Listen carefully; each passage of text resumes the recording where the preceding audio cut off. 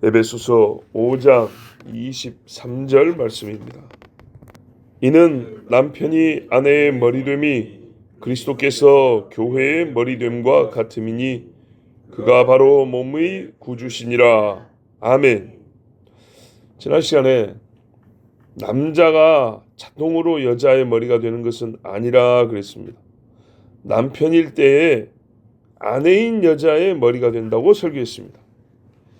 이에 대하여 혹 고린도전서 11장을 근거로 아닙니다, 남자가 여자의 머리입니다 라고 주장하는 사람이 있을 수 있습니다. 남편이 아니라도. 고린도서 11장 3절에 그러나 나는 너희가 알기를 원하노니 각 남자의 머리는 그리스도요 여자의 머리는 남자요. 그리스도의 머리는 하나님이시냐, 이렇게 되어 있어요. 여자의 머리는 남자예요. 분명히 남자는 여자의 머리입니다. 그러나 여러분, 남편인 남자가 아내인 여자의 머리 된 거하고 남자가 여자의 머리라는 이 말씀은 엄연히 차이가 있는, 의미상 구별이 돼야 되는 말씀입니다. 어떻게 하면 이해가 되냐면 빠르냐면요, 하나님이 만물을 만드셨죠. 만물의 아버지시죠. 그렇죠? 근데 우리가 예수 그리스도를 믿을 때 하나님은 또한 우리에게 아버지가 되시죠. 같은 아버지인데 믿든 안 믿든 다 똑같은 거 아닌가요? 다르죠? 에베소서 4장 6절에 하나님도 한 분이시니 곧 만유의 아버지시라. 만유 위에 계시고 만유를 통일하시고 만유 가운데 계시도다. 모든 것이 아버지라고 했죠. 왜? 창조자니까요. 갈라디아 4장 6절에 너희가 아들임으로, 갈라디아 교인에게 너희가 아들임으로, 피조된 것을 말하는가? 하나님이 그 아들의 영을 우리 마음 가운데 보내사 아빠 아버지라 부르게 하셨느니라. 이제 아빠 아버지라 부르는 때가 언제냐면 하나님의 영이 오셨을 때라는 거예요. 다르죠? 로마서 8장 15절에 너희는 다시 무수하는 종의 영을 받지 않냐고. 그전에는 종의 영을 갖고 있었다는 거죠. 양자의 영을 받았으므로, 어느 때부터는 양자의 영을 받았어. 우리가 아빠 아버지라고 부르시느니라. 요한복음에 있잖아요. 자녀 되는 권세를 주셨으니 예수 그리스도를 말미암아. 다르죠? 뭔 차이인지 아시겠죠? 예. 하나님이 창조주로서 피조물에 대하여 근원으로서 아버지이시지만 믿음으로서 아버지 되시면 다른 겁니다. 악인에게도 공기도 주고 물도 주고 그런 다 있어요.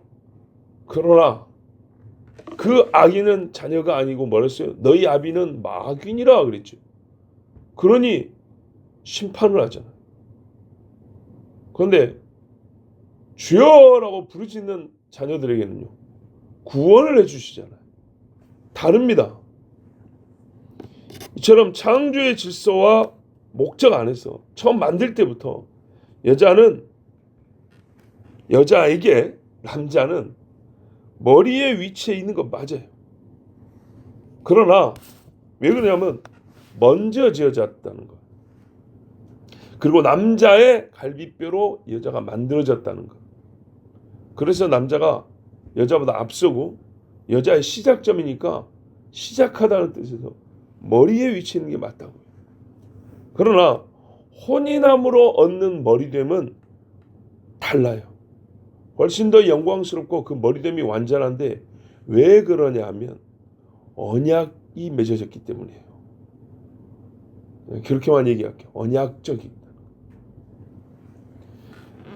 고린도전서는 남녀라고 하지만 사실상 부부관계를 전제하고 여자 남자 만들어졌기 때문에 부부됨을 완전히 배제하고 읽을 수는 없어요. 그렇지만 남녀에 보다 일반론적인 질서에 대해 가르치고 있는 겁니다. 아시겠죠? 창조에, 그러니까는 부부관계를 목적으로 하였지만 아직 부부가 안 됐더라도 존재하는 남녀. 그런데요, 지금 에베소서는요, 혼인한 약속을 해버린 돌이킬 수 없는 관계인 남녀에 관해서 얘기하고 있는 거예요. 일반론적 질서가 아니고, 근데 이제 고린도서 보면 여자의 영광에 대해서도 말해요. 예. 남녀 상호간에 고린도서 보면 이렇게 돼 있어요. 남자가 여자의 머리긴 한데 여자도 영광스럽다. 그 이야기하고요. 그리고 서로가 존재 의존적인 관계다. 생각해 보세요. 여자가 안 나면 남자가 태어나요? 불가능하죠. 처음에는 남자로 인하여 여자가 만들어졌지만 그 다음부터 남자 혼자 있었으면 혼자 있고 끝이에요, 그냥. 그런데 계속되는 남녀의 출생은 여자가 있기 때문에 가능한 거죠. 상호 존재 의존적이에요. 이게 이제 일반론적으로 설명한 건데, 그래서 고린도전서 1장 11장 7절 9절에 보면 남자는 하나님의 형상과 영광이니 그 머리를 마땅히 가리지 않거니와 여자는 남자의 영광이니라.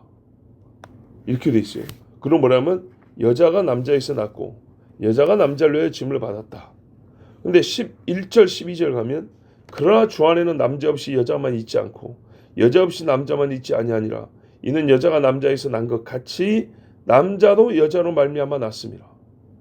그리고 모든 것은 하나님에게서 났느니라. 자, 그래서 그 뒤에 이어지는 보면은 존재에 대한 이야기를 계속하고 있어요. 여자가 왜 생겼냐? 생길 때부터 갖고 있던 영광이 무엇이냐? 그리고 그 이후에 여자만 남자로 생겼냐? 남자도 여자로 인하여 생겨 계속 난다. 상호 어떻게 해요? 존재적으로 의존되어 있고 서로가 각기 영광을 갖고 있다. 근데 시작은 어떻다고요? 남자가 먼저 했다. 요 이야기를 하고 있어요. 자, 그런데 남편이 아내의 머리됨의 지위는 다릅니다. 왜냐? 이 고린도전서에는 말이죠. 남자가 여자의 머리됨을 말하기 위하여 예수님을 끌어들이지 않아요. 예, 예수님을. 그러니까 예수님 이야기가 나오긴 나와요. 나오긴 나오지만 그리스도의 머리는 하나님이시라고 전부 다 쉽게 말하면 이 존재적인 질서를 계속 얘기하고 있어요. 맞죠?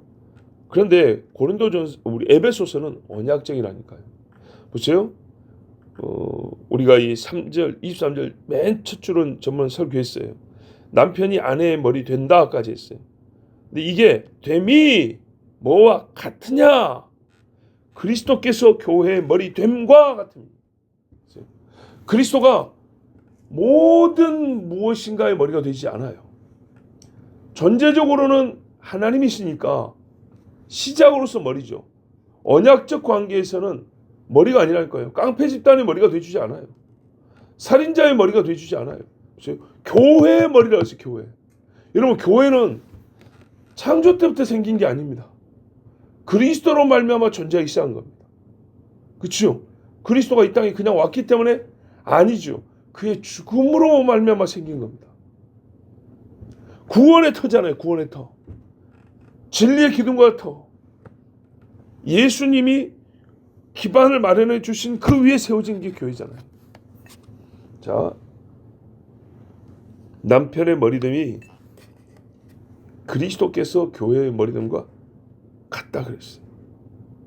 그러면 그리스도께서 어째 교회의 머리가 되었냐? 교회라는 조직, 그 이름 자체의 유일한 근거입니다. 교회라는 조직이 예수 없으면 있지도 않고요. 있음의 이유를 주신 분이 예수님입니다. 교회를 한마디로 생명의 공동체, 생명을 얻었고 생명으로 사는 공동체라면 그 공동체가 되게 한 분이 예수님. 예수 그리스도 없으면 교회는 없습니다. 에베소서 1장에 보면 우리가 앞에 봤던 22절 23절에 또 만물을 그 발 아래 복종하게 하시고 그를 만물 위에 교회의 머리로 주셨느니라. 이게 그리스도를 보낼 때 교회의 머리가 되게 하려고 보냈다는 거예요. 교회는 그의 몸이니 만물 안에서 만물을 충만케 하시는 자의 충만이니라. 이 뒷부분 중요합니다. 머리와 몸의 관계인데 머리가 몸으로 충만한 게 아니고 몸이 머리로 충만해졌다고 돼 있어요. 그렇죠? 그리스도가 충만케 하시는 분이라고 했어요. 그러면 교회를 충만케 하나. 뭐 솜으로 꽉꽉 채웠습니까? 인형 속 채우듯이. 풍선 공기로 채우듯이 막 헬륨가스 집어넣냐? 그거 아니죠. 자기를 말하는 거예요. 자기. 그리스도 자신으로 채워졌다는 거예요. 그 말은 예수 그리스도는 교회를 자기의 모든 권능과 자기 자신으로 꽉 채웠다. 충만케 했다는 거예요. 이 말은 교회를 자신과 동일시 않는 것 같아요. 봐보세요. 머리는 자기죠. 몸뚱아리를 자기로 채웠죠. 자기인 거예요. 여기 별개의 인격체인 여자가 있어요. 근데 아담이 뭐라고 했어요? 건방지기야. 내 뼈요. 내 살이요. 요약하면 나다 그랬죠. 나다. 여자 입장에서 기분 나빠요?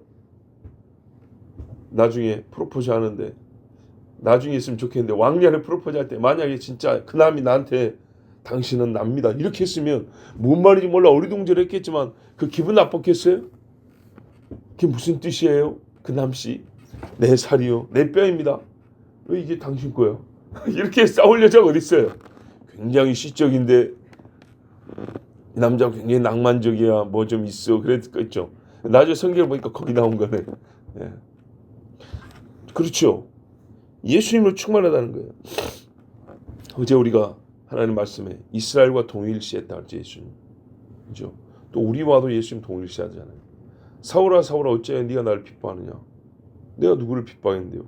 예수 믿는 자를 핍박했지. 교회를 핍박했죠. 예수님 말했어요. 나를 핍박했다 그랬어요. 왜? 내 몸이잖아요. 나다 그 말이에요. 그러니까 교회는 예수로 가득 차야 돼요. 교회는 엊그제 제가 여러 번 말씀드렸잖아요. 성탄절에 교인들이 뭐 하는 거냐. 다는 아니지만요. 다 그런다는 게 아니에요. 교회가. 또 교회가 하는 소위 그 앞에 나와서 하는 프로그램 퍼포먼스 중에 모든 것이 다 그렇다는 건 아닌데 여러분 사실은 하나라도 있으면 안 되는 거예요. 여전히 제가 아는 교회에서 우리 전도사님이 이렇게 보내준 뭔가 있었어요. 본인도 혹시 하고 봤는데 그렇더라는 거죠. 뭐 교회 이름을 말하긴 그렇지만 정말 놀란 게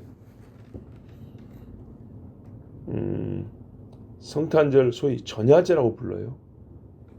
이 세상 축제하고 똑같죠. 명칭을 보세요. 전야제. 그러면서 그 소위 프로그램 중에 뭐가 있었냐면 보이는 라디오가 있었어요. 보이는 라디오. 이름이 그래요. 뭐하냐? 아빠가 딸이 둘인데 딸을 하나 데리고 나와가지고 아빠와 딸의 대담. 뭐 아주 굉장히 그 서정적인 주고받은 토크쇼 같은 거였어요. 근데 거기서 아빠하고 딸이 같이 노래 불러요. 저희 집사람이 그러더라고. 나는 가요 잘 모르는데 양희은 노래래요. 뭐라냐면 뭐 공부가 다가 아니야. 뭐 그런 노래 있대요. 그런 거 있어요? 예. 네. 그걸 아빠하고 딸을 둘이 부르더래요. 아는 사람인데. 그게 뭔 상관이 성탄절하고 도대체. 그 다음에 정말 놀라운 게 패션쇼가 있었어요. 명칭이 패션쇼예요 그냥. 그래서 멘트가 심혈을 기울여 준비했습니다. 다 근데 교인들이 저 뒤에서부터 교회가 좀 크니까 패션쇼가 이렇게 나오는 거예요. 나와서 뭘 했는지 모르겠어요. 그래서 나왔고 전부 다 계단 위에 딱딱 서요. 자기 위치에. 맨 마지막에 누가 등장한지 아세요? 앙드레김이 나왔어요. 앙드레김. 죽은 자가 어떻게 나왔냐고요? 누가 앙드레김처럼 해갖고 나왔어요. 누구냐? 그 교회 파스터. 검은 선글라스 끼고. 그 교회 파스토르가 선글라스 끼고 앙드레김하고 딱 나왔어요. 그냥 나는 선글라스 끼고 잠바 입고 흰 잠바 입고 나온 줄 알았더니 저희 집사람이 보더니 앙드레김을 표현한 거라 그러더라고요. 나와서 뭘 했는데요? 예수님을 높였나요? 아니요. 예수님을 높인다고 왜 그런 게 필요해요? 그래가지고 그 파스토르가 끝까지 선글라스를 안 벗었어요. 낀 채 축도했어요.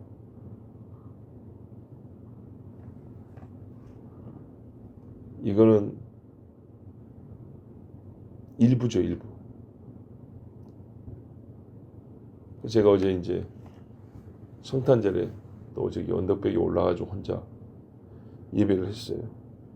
그 말씀 읽고 유대인의 왕으로 나신이거든요. 왕.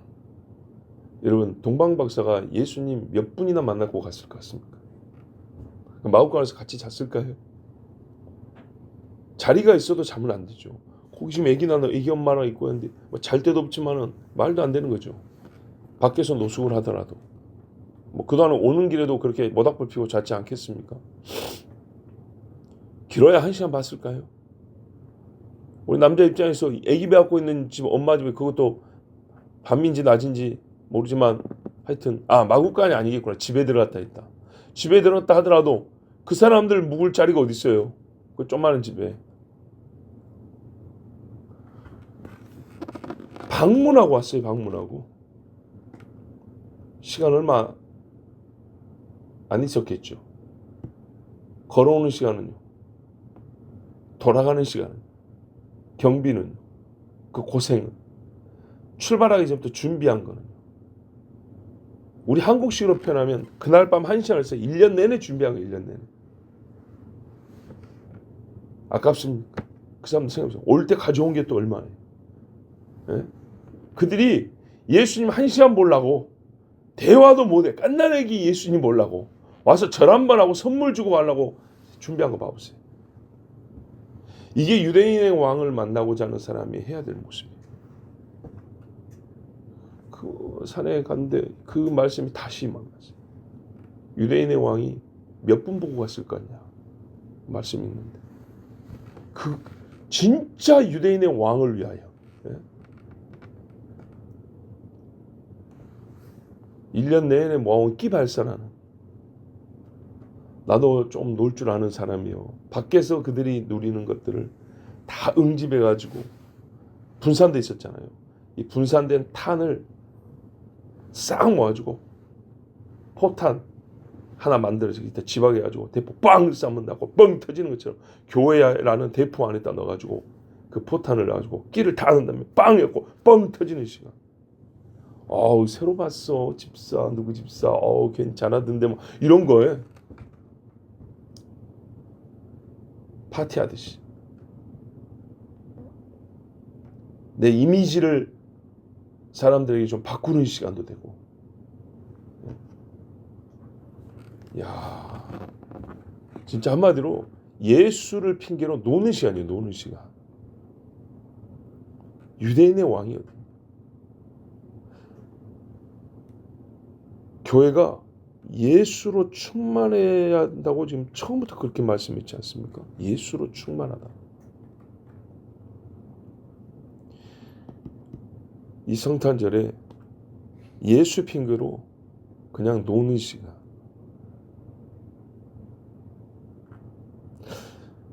여러분,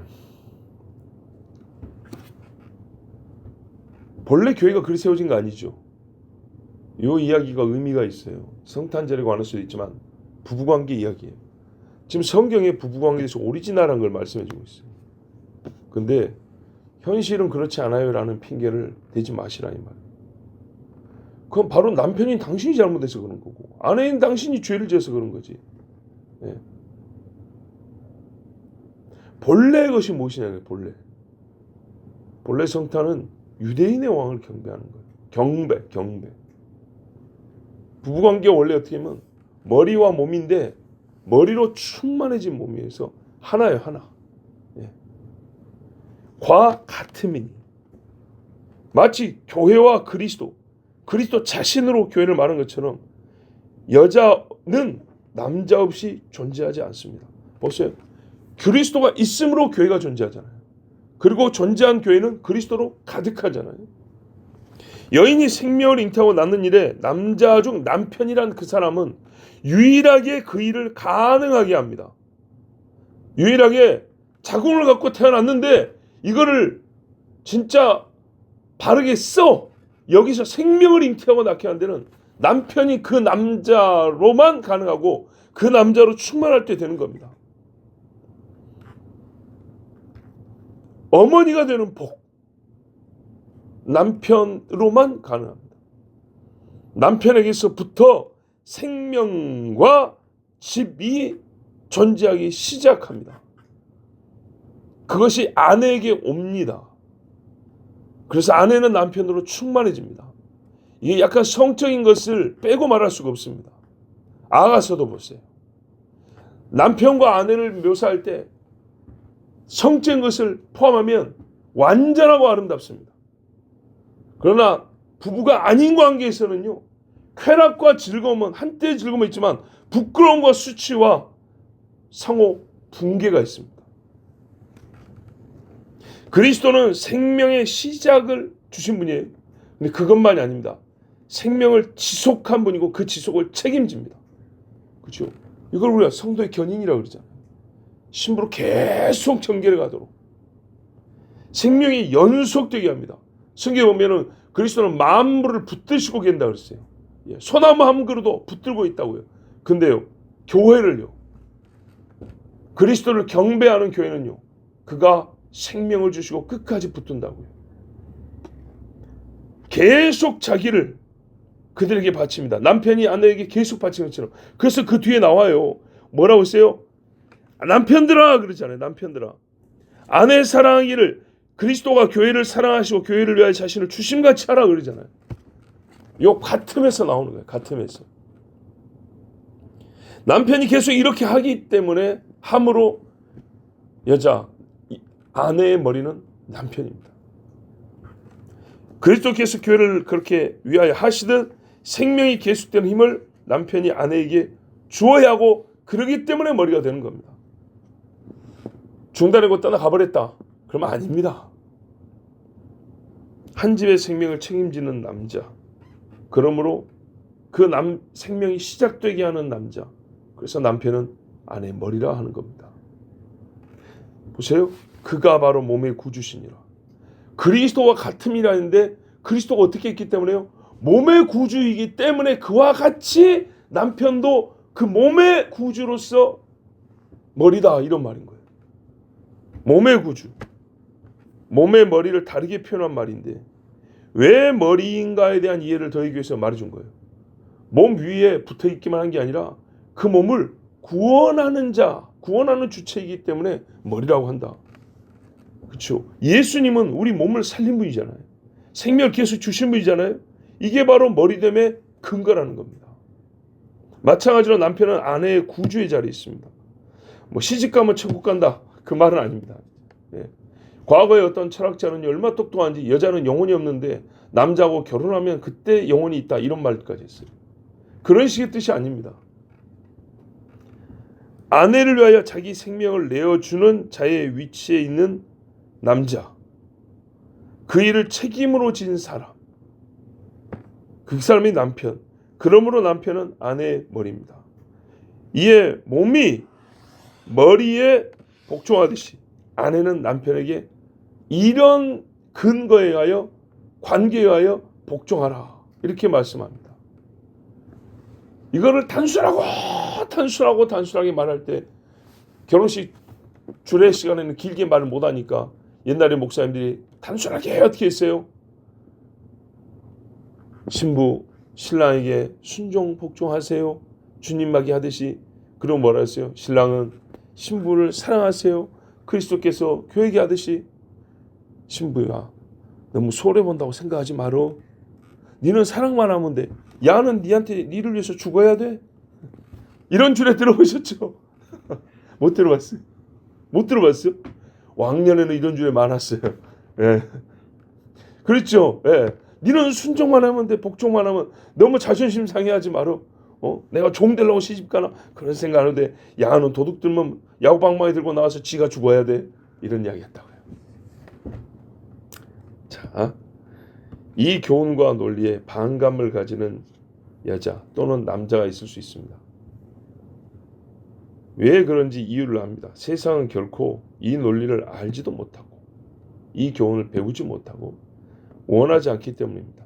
배우지 못하면 오래되면요, 그 못 배우고 큰 세대가 결혼할 때쯤 되면요, 원하지 않는 세대가 되어버려요.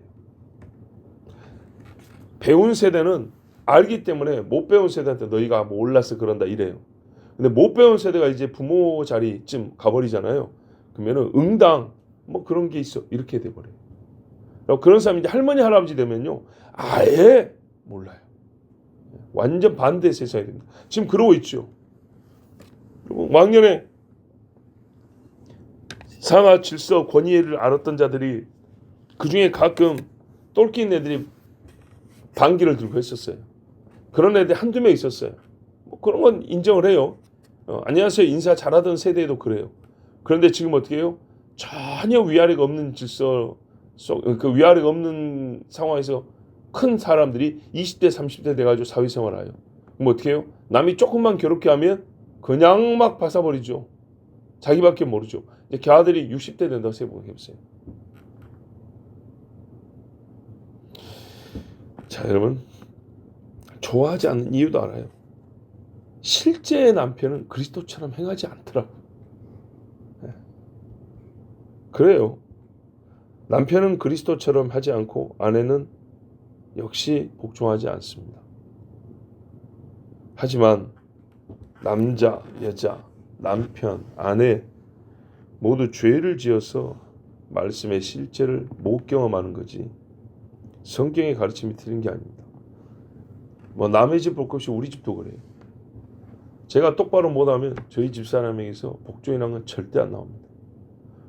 예. 복종하지 않는 아내에게 사랑이 잘 되지 않습니다. 근데 아내가 한번 복종을 하잖아요. 저희 집사람이 거의 15년 결혼하고 15년 동안 안 부른 말이 있어요. 서방님이라는 소리를 절대 안 해요. 절대로 서방님이라는 소리 안 해요. 근데 은혜가 이제 좀 들어가니까 예, 은혜를 받으니까 작년인가 재작년인가부터 서방님이라는 소리를 어느 때 하더라고요. 확실히 맞아요. 은혜 받은 날 있잖아요. 언어가 달라져요. 예, 언어가. 야, 근데 은혜가 없다. 그러면 나이도 좀 많겠다. 그냥 막 한 문장에 야로 시작했다가 뒤에 끝날 때는 해주세요. 이렇게 끝날 때가 있어요. 참 웃기죠. 예. 근데 은혜가 들어가면요. 문장 전체가 달라져요. 하나님의 언약 안에서 있다는 걸 알면 내가 당신 때문에 이거를 깨달았어. 당신 있어서 나도 이 말씀을 알고 이렇게 신앙생활하지. 이런 식의 표현할 때는요. 저를 얼마나 높여주는지 몰라요. 그러나 우리가 인간적인 욕심으로 살 때는요. 높일 게 이만큼도 없어요. 그렇다니까요. 한 남자와 한 여자가 결혼해가지고 평생 이야기도 아니고 하루에 몇 번씩 이게 왔다 갔다 하죠. 죄가 있냐 은혜가 있냐에 따라 이렇게 다른 겁니다. 그러니까 이게 말씀이 이론이 그렇지. 아니요. 왜 경험이 안 되냐. 말 잘했어. 당신이 이론으로만 알기 때문에 이론으로만. 순종을 해봐야죠. 남편도 아내도 말씀에 순종을 해봐야죠. 해보세요 정말. 그런데도 아니더라 하면 말씀이 틀렸어요. 당신이 맞아요. 예. 그런데도 아니면 그래요. 당신이 맞아. 성경이 틀린 거예요. 그런데 성경대로 했더니 아니더라. 그런 경우는 없어요. 주의 말씀대로 아내가 남편에게 복종한다면 자 남편 이야기는 다음에 나옵니다. 아내가 남편에게 복종한다면 아내는 존귀 여김을 받을 것인데 어떻게 존귀 여김을 받냐? 최상급으로 존귀 여김을 받습니다. 최상급으로. 어떤 사람이 만든 이론도 내놓지 못한 행복의 결론을 경험하게 됩니다. 문자로 받는 게 아니라 경험. 남편에게 정말 머리라 하고 복종할 정도가 되면요. 물론 과정이 있어요. 세상 일반적인 표현으로 이 여자가 왜 이러지부터 시작을 해가지고 그렇지만 반드시 그 마음이 자기 몸인 이 머리로부터 몸으로 힘이 이 생각의 힘부터 마음의 힘이 쫙 이렇게 막 뻗어나가는 거를 남편 본인도 알아요. 내 마음이 내 아내에게 가는 도. 네. 자, 하나님 말씀을 순종해 보십시오. 아내들아 남편에게 복종하라. 이런 남편이 아내의 머리 됨이니라. 하나님 말씀입니다. 기도하겠습니다. 오늘도 함께 하시고 은혜 주신 아버지 감사합니다. 주의 자녀들을 부르시고 이 새벽에 우리로 하여금 세상에서는 가르치지 않는 그리스도, 하나님의 아들 그리스도만 가르치지 않는 것이 아니라 이 땅에 거하는 자들에 대해서도 성경과 전혀 다른 소리를 가르치는데, 즉 우리는 세상과 다른 가르침을 들었습니다. 아내는 남편을 머리로 두고 섬겨 복종해야 한다 했습니다. 물론 남편도 그냥 선물 좀 주고 좀 이뻐해 주면 되지, 아니 그리스도처럼 아내를 사랑해야 한다 했습니다. 오 주여, 그리스도의 사랑이 변함이 없습니다. 아내의 복종도 변함이 없어야 하고 이보다 서로를 존귀하게 하며 창조 때보다 더 아름답고 위엄 있고 영광스럽게 하는 하나님의 이 구속의 복이 여기 있사오니 주여, 우리가 이 말씀에 순종하고 그 참됨을 경험케 하여 주시옵소서.